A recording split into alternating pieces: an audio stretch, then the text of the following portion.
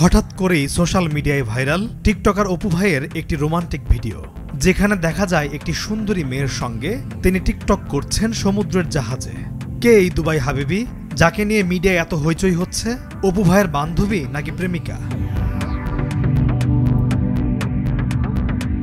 কারাগার থেকে মুক্তি পেয়ে অপু চলে যান দুবাই। সেখানে গিয়ে আবারও সোশ্যাল মিডিয়ায় অ্যাক্টিভ হন তিনি। তবে বর্তমানে সোশ্যাল মিডিয়ায় যে ভিডিও নিয়ে এত হইচই নেটিজেনদের মাঝে, মূলত এই ভিডিওটি করা হয় প্রায় 7 মাস আগে। অপু ভাই বর্তমানে দুবাইয়ে কি করে তা সঠিকভাবে জানতে না পারলেও একটি গোপন সূত্রে জানা যায় যে তিনি দুবাইয়ে সেলুনে কাজ করে। এছাড়া এখন তার আয়ের বড় একটি উৎস হলো সোশ্যাল মিডিয়া। তবে ওই মেয়েটি তার প্রেমিকা কিনা এ বিষয়ে এখনো কিছু জানা যায়নি। একসময় মাদ্রাসায় পড়াশোনা করতেন ইয়াসিন আরাফাত অপু। পরে তিনি সেলুনে কাজ নেন। টিকটকের অ্যাপে ভিডিও বানিয়ে রাতারাতি বদলে যায় তার চলাফেরা।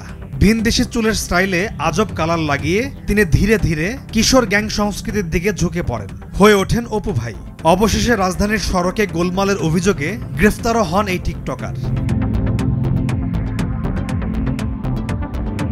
নোয়াখালীর সোনাইমুড়ির মাদ্রাসা ছাত্র ইয়াসিন আরাফাত অপু অভাবের কারণে পড়াশোনা করতে পারেননি বেশি দূর। এরপর তিনি চাকরি নেন একটি সেলুনে।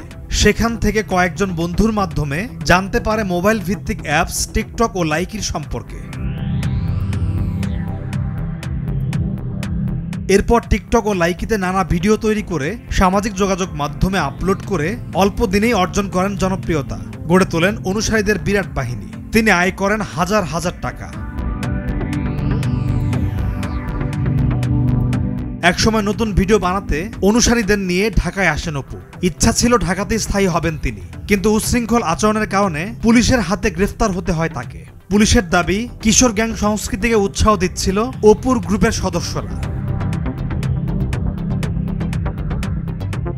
রাজধানীর উত্তরায় সড়কে বিশৃঙ্খলা সৃষ্টি ও মারধরের অভিযোগে দায়ের করা একটি মামলায় অপুকে গ্রেফতার করে রিমান্ডের আবেদন করা হলেও আদালত তাকে কারাগারে পাঠানোর নির্দেশ দেয়।